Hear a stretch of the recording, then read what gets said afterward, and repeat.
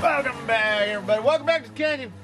Welcome back to a double header, two-fisted installment of From the Comments. This particular From the Comments involves a perennial favorite, fan favorite right there, Old Blue. And why wouldn't it? He looks fantastic. He's a fantastic looking boy. You know what I also can't do? Drive him. Partly because, as someone pointed out, I got to stop being precious with them. And I think that's true. They're toy cars, and they're meant to be driven. Down here in a box, I still have the roll cage. When I got the Marlin, this boy was born red. You can see a little red peeping out right there. When I got the Marlin, there was just no roll cage attached. That was very RC four-wheel drive. So I gave him a little ringle-dingle. And they're like, oh yeah, we can send one out to you. And like 5 weeks later, it showed up. And by that point, I had gotten used to Old Blue as he sits. And I was like, I guess I'm just not going to put that in there. So you will notice he does not have his normal. These are the stock rims with the stock tires, with the stock memory foams, and etc. It was part of the From the Comments was put Rusty's tires on there. I feel like these tires aren't the golden ticket, and I have no reason to believe that they're not. The 393s, the bounty hunters that come off of Rusty are not.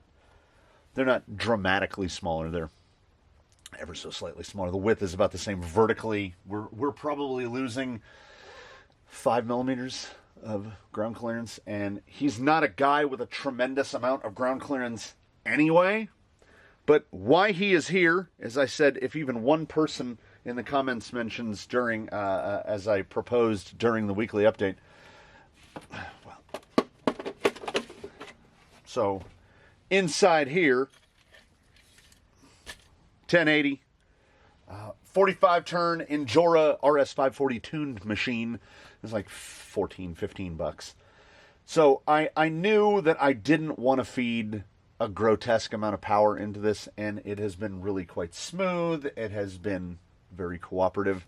AGFRC 32 kilo, the old one, not the V2 A73. Whole bunch of consonants after that.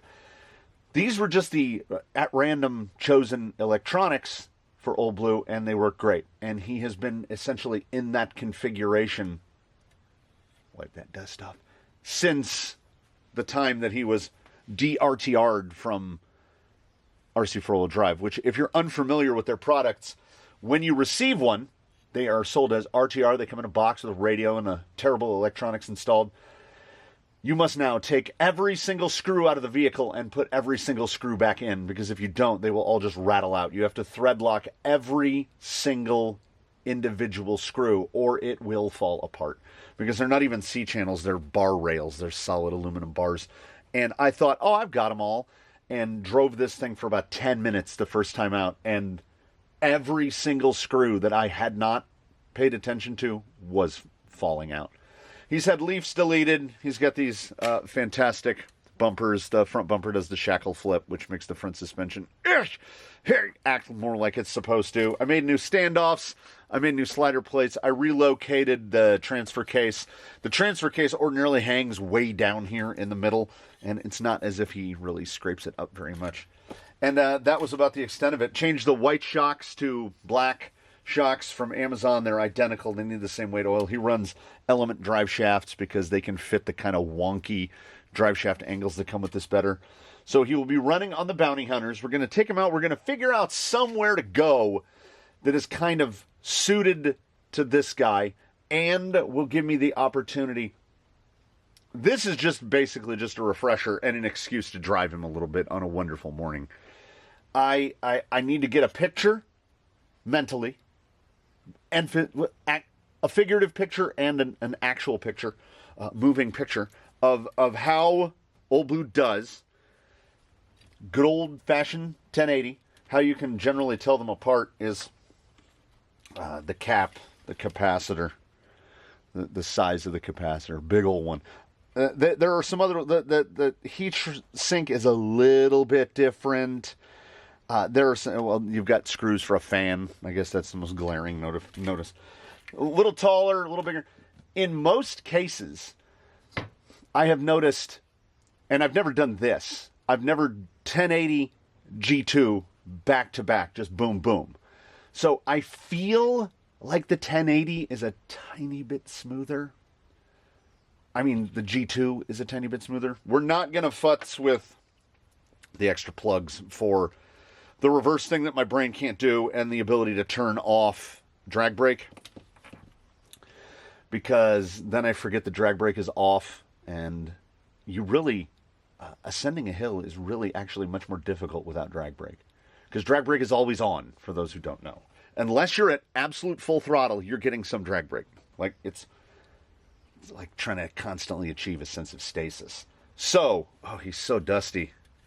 So, Old Blue is going to go out. We're going to drive this. Then I'm going to cut the, I think, 3 zip ties that have to be cut. We're going to drop this guy in, just like that. Solder him up to the motor, and do it again. Do the same thing again. If you have a 1080, I guess what we're going to try to arrive here at, and I know that I have said in the past, but don't know where. I had said, if you have a 1080, you don't need to go out and get a G2. But as few members of my fleet are brushed as there is, and I think it's 5. I think we have 5 brush members. And currently, Jake the Snake is the only one running a G2. Everyone else is on an old V1, 1080. Calling it the G2 and not the V2, it just confuses everyone. So is it worth it to spend the $40 to put G2s in other rigs, like particularly toothless? Well, we're going to find out. This guy is a better test subject because he runs a receiver-powered servo. The BEC in this goes to 7.4. The BEC in this goes to 8.4 and has more amps. So I should be able to notice that at least. We'll see. So let's put this guy back together. When you get one of these, I put set screws into the standoffs. The stock standoffs are plastic and they flex quite badly. So I went with aluminum and set screws. That way, I mean, the body holds on, but if you get a nice, good quality roll, it will just shed the body. So it's more for convenience. But look at those bumpers. Oh, it's so good. Yeah, turn indicators long gone. They're buried out there somewhere in the canyon. Enough talking. Time for some walking. Let's go out, see how he does on a 1080, find out how he does on a G2. Is it even a perceptible difference? And much as I don't want to go directly into hyperbole right here, as we've barely even started, the drive from the shop to the course is generally illuminating. And this was no exception. It feels very different on the Bounty Hunters versus the RC four-wheel drive IROCs. I'm not saying that the 393 Bounty Hunter in J-Concepts Green is a better tire than the RC four-wheel drive IROC, but I think that might be exactly what I'm saying. I don't notice. All it looks to me now is that this truck is lifted way too high. Like, it sits insanely high. But it does everything better than it did the last time I drove it. You see the flex there of leaf springs. Like right here, this is also very good for me because, so drag brake is not a problem. I think that's gear lash, additive gear lash. Every gear has to have a little amount of space. You can't just have them snugged up, right? And even on like a bicycle where the gears are attached with a chain, there's still space in between the tooth and the link. And there's space between the bearings. You have this cumulative slop, I guess you would call it, which is effectively unavoidable. Like, you can't remove that. And vehicles with dig, vehicles with dig experience it even worse, because the sliding dog in a dig mechanism generally has 3 little fingers that engage with 3 slots, or vice versa. There might be 3 slots and 3 on the stationary. There might be the 3 fingers. On the dig dog, there might be 3 fingers. But that means that you've got, probably 30 degrees that little thing can turn before it actually engages. So even when you're in gear or out of dig or what have you, when you transition from forward to reverse, when you change direction, that thing has to move that 30 degrees before it goes into solid contact. So every vehicle is going to have this little bit of rollback. Some just much worse than others. Okay, I'm not noticing any issues with the steering. Like, I don't feel like I'm wanting for steering. Like, sometimes you can feel like your wheels are getting pushed out of the way by the obstacle. I cannot believe how much better this thing drives, honestly. It can't just come down to the 5 millimeters of height. There's nothing special about these wheels. There's not brass rings in them. There's nothing remarkable about them. I'm already really becoming very comfortable with the size of the tire, the smaller tire size. And I'm not even really noticing the 1.9s. I think these are kind of perfect rims. These just Amazon stamped Steelies. They're really kind of perfect for the application of small tires like this, 393s, 385s, 382s, because there's no beadlock ring, and the beadlock ring tends to make the rim look really big. So these don't look really big. They look really nice. How are we on the descent? You can, all right. Let me get back around up there. I was putting a little power to it on the way down. Oh, this is so, well, I'm not saying that now I have to spend money, because we're not stealing Rusty's tires. But I've got to order another set of wheels and tires now from this amount of wheeling. I'm not putting those IROCs back on here. I can't. I cannot. These are better in every way. Okay, so drag brake.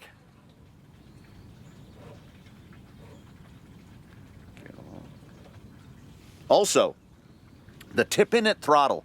I can feel a little, not that much. There's a little tiny bit of release. Like right there. You can hear a little gear noise, and it kind of rolls down. But it's so minor. But that's the kind of thing we're trying to see.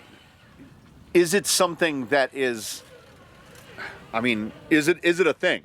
Is this perception? Or do we just have not quite enough drag brake, either from the motor or the ESC? Oh, almost had it. I think I'm dragging the skid a little bit. I think I need to get a little more over to the left. Yeah, I see where it's hitting. Could be drive shaft hitting, actually.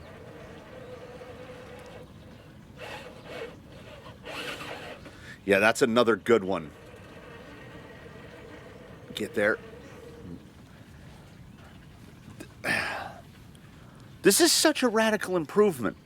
And definitely in the category of you don't know till you know. I never would have taken Rusty's wheels and tires off and put them on here. Not on my own. It never would even have occurred to me.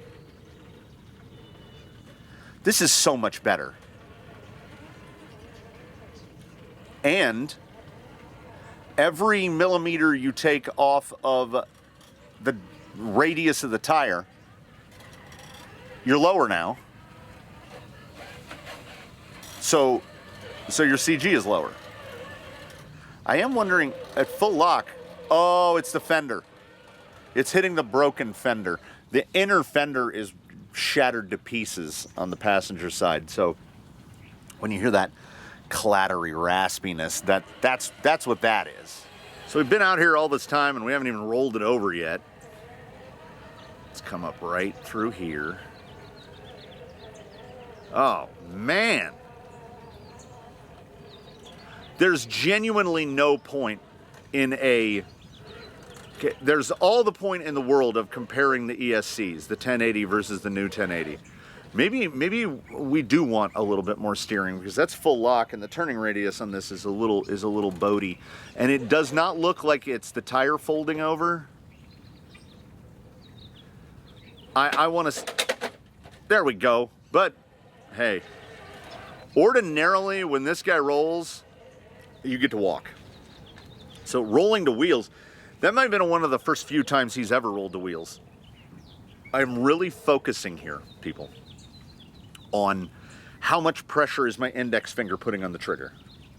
Like, how does that feel? What is the tactile feedback like? And I know that that doesn't exist.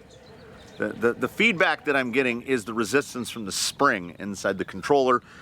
Vintage Airtronics MX3X is doing the work here, which has a phenomenal trigger and fairly excellent steering wheel feel, and it's just there's a spring that makes the wheel return, and there's a spring that makes the trigger return, and they just did it better than pretty much everyone else has since. So I don't feel any real drop in torque until I'm probably around the 50% throttle point, and I don't know, is the speed control not doing enough? Is the motor or the magnets in the motor not powerful enough? I don't know. Will I be able to tell a difference in steering and or throttle going from what we'll call the G1 for Generation 1 to the G2? Okay, can we get down here? I see that that's real off camber right there. Can I get it? And like I said, you land just right, you shuck the body. I thought I could get out of that. Let's take it inside.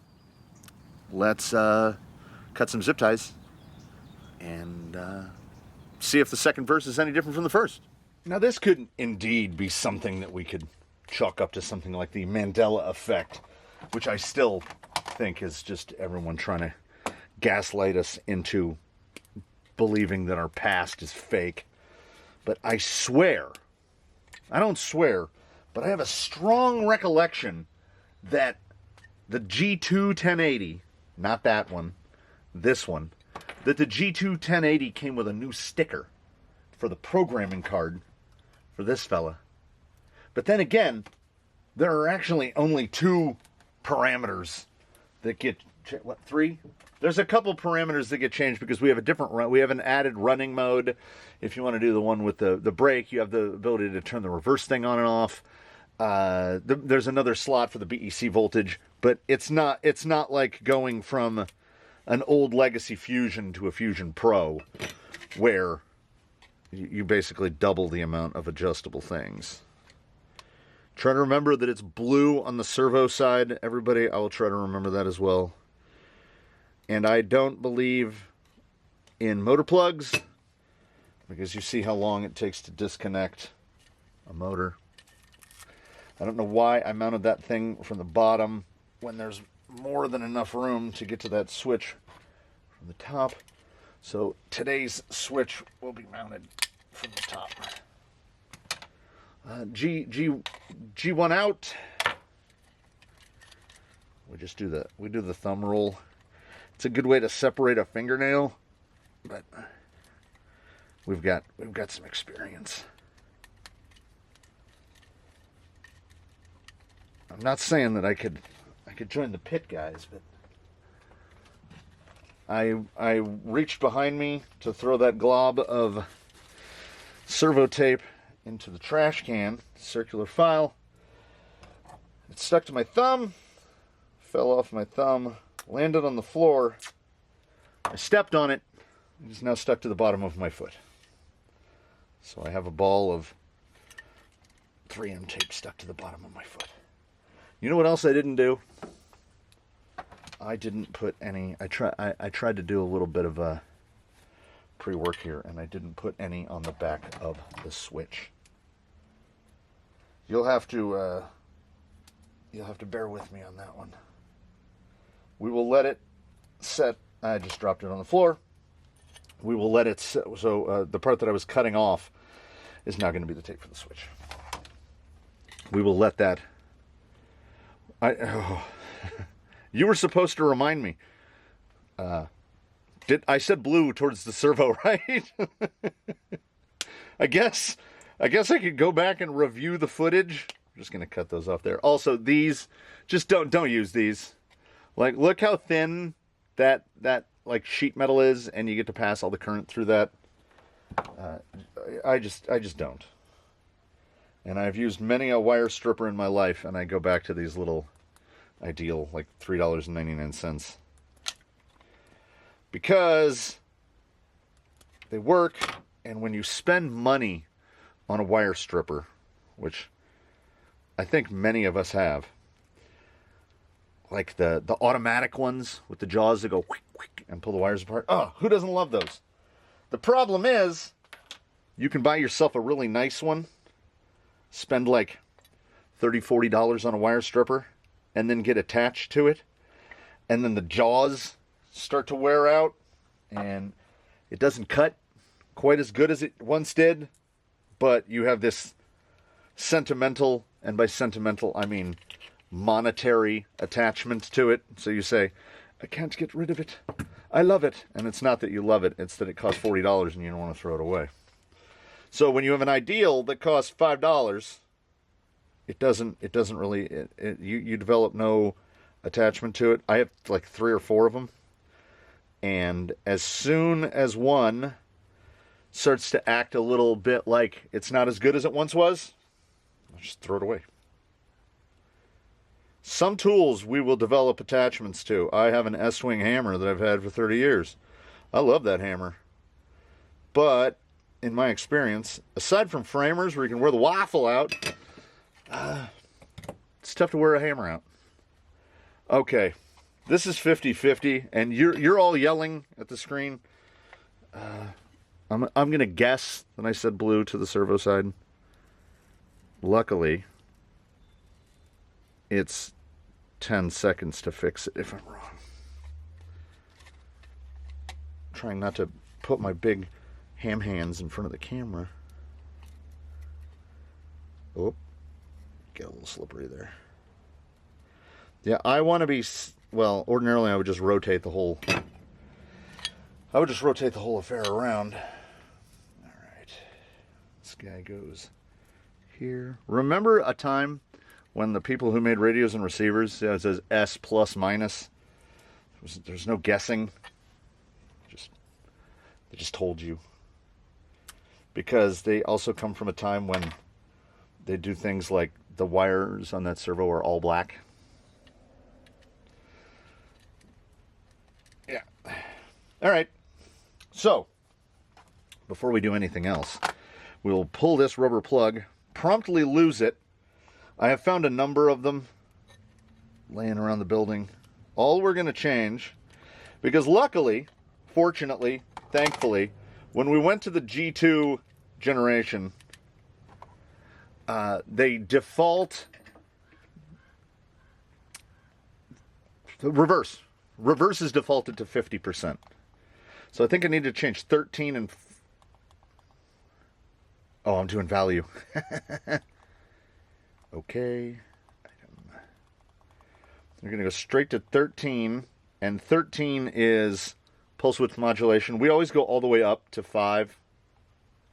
That does impact drag brake. You will get a little bit less drag brake. But it will make the motor a lot less quieter. It will make the motor a lot less noisy. It will make it more quieter. Oof. Just try to forget everything I ever said. 14 is BEC voltage. It defaults to 6 volts. Then we have 7.4. Then we have 8.4. That is one that doesn't come up when you hook it up onto a G1. And then we go value. Okay. And then we turn this off. Pull that out. Just for the fun, we'll try to put this thing back on. We'll ham fist it back on. And that's long enough. I'm already angry with it. We'll turn the radio. Hold this button down. There we go, like it. We go like this. Go like that. Go like that. Okay, I mean, I'm not just saying. I might notice a little bit. I can't tell. I can't tell. We're driving on a flame-proof mat. I don't know if that's any different. What we should do is we should slap this thing back on, which I'm not doing the smart way. There we go. Now, we're back in business, and while we can still remember things, let's go see. Well, first thing, we're going to turn off that vintage soldering iron. Let's see, like, is it any different? As one would hope, anticipate, and expect, top speed, wheel speed is exactly the same between the G1 and the G2. But in any other circumstance, on any other day, in any other situation, I would claim, I would just assume that this is placebo. Doing trigger modulation, like you go, when you do that, but at higher speed, like up in the 70, say 70 to 90% throttle input range, it feels smoother. Like as it ramps down, so as you're letting off the throttle to go from full throttle or near full throttle to drop down in the throttle band, it feels smoother. Like the curve. Oh, you gotta be kidding me. Oh. No, vintage electronics, it's going to beep the whole time if I don't change the battery in this thing. Ugh. Pardon me. So, I'm hoping that in the amount of time it took me to locate a suitable battery to turn this thing back on, I haven't forgotten everything.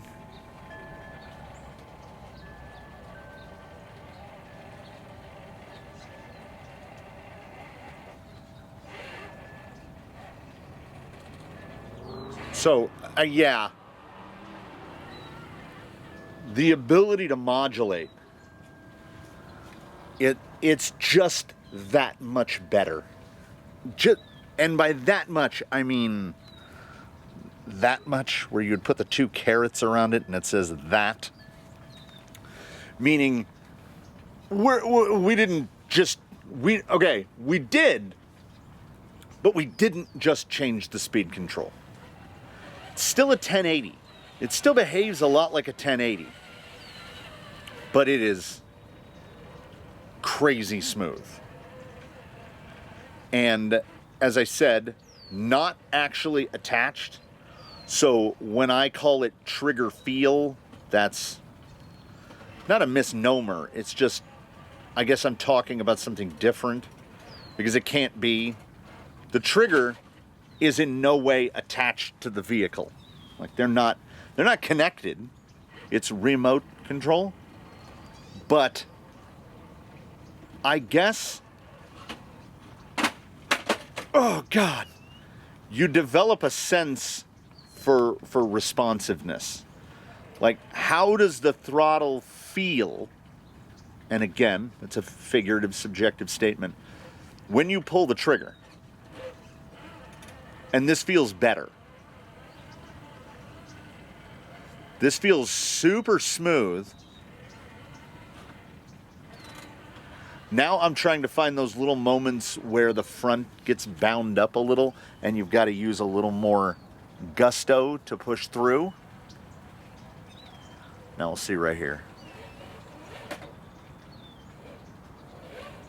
That felt exactly the same. If someone told me, oh, that's a different speed control, I'd be like, no, it's not. But it is definitely not earth-shattering.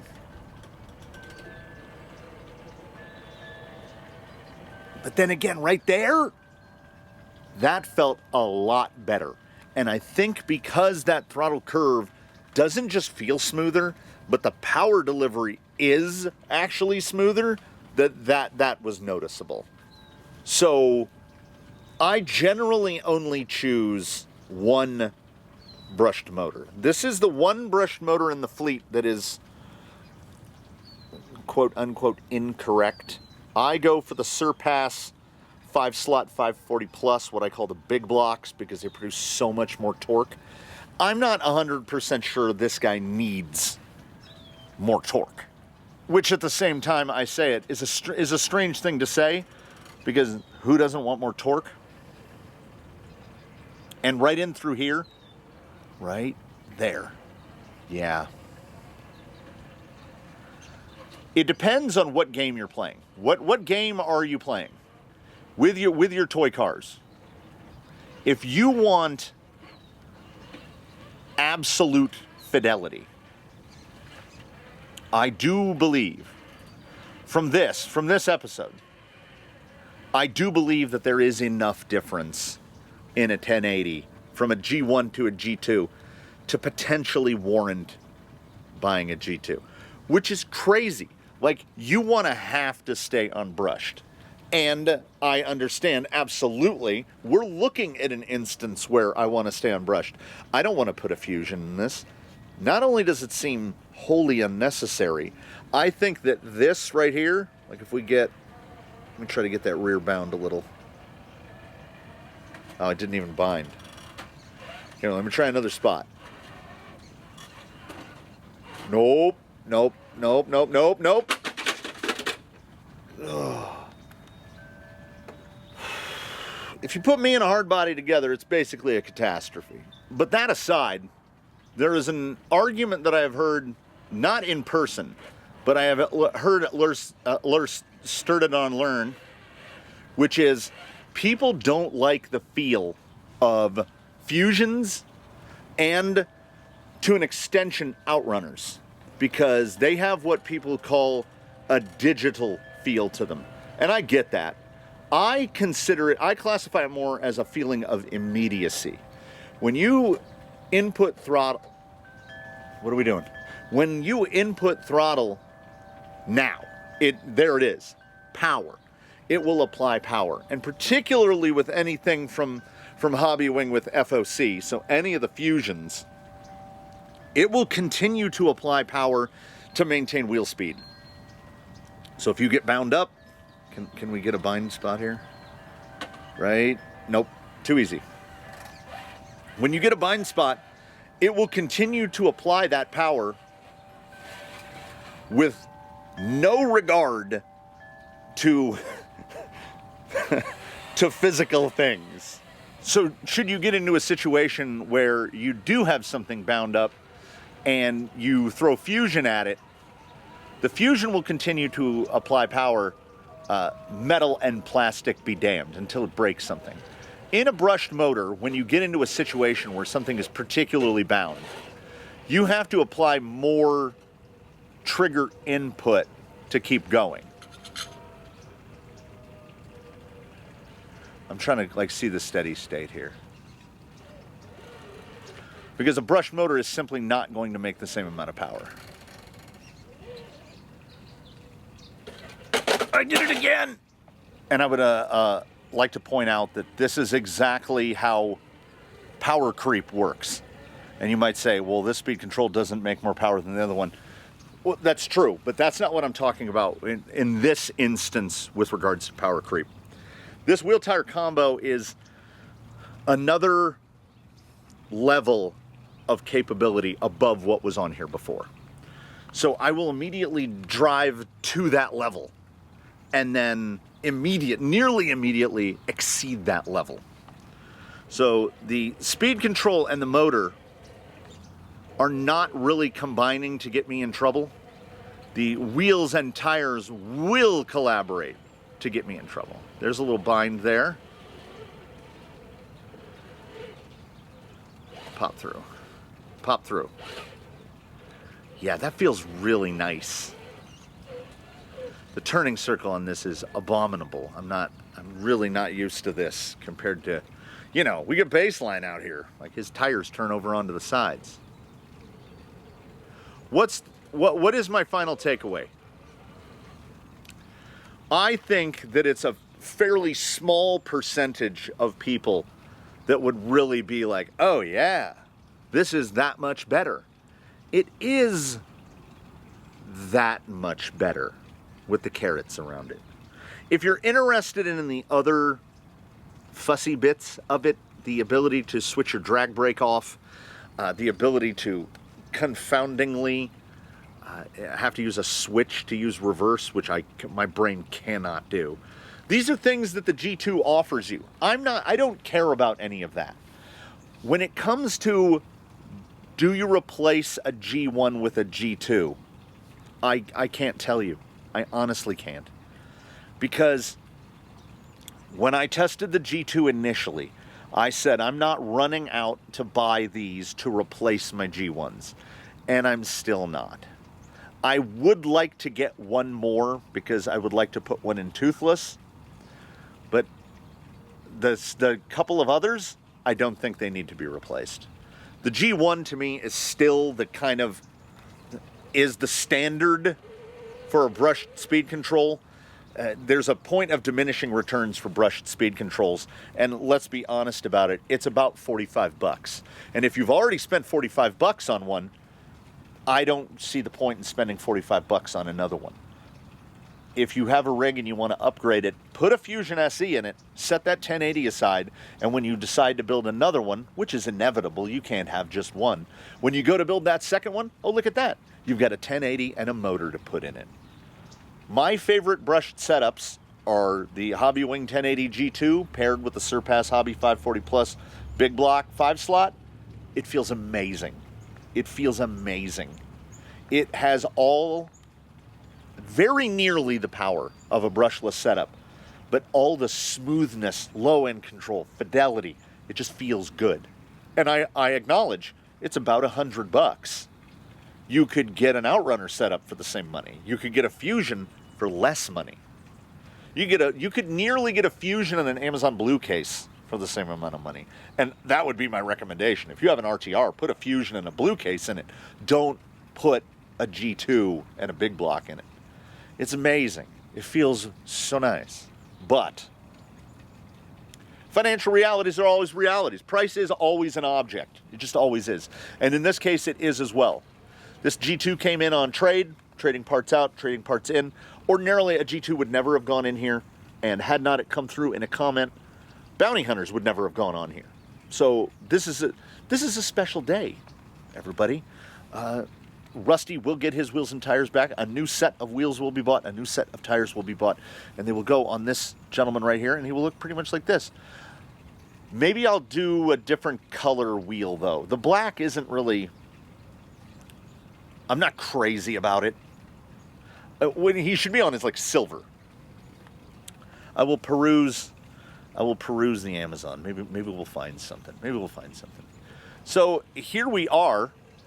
Fast forward to from whence we started to whence we've ended.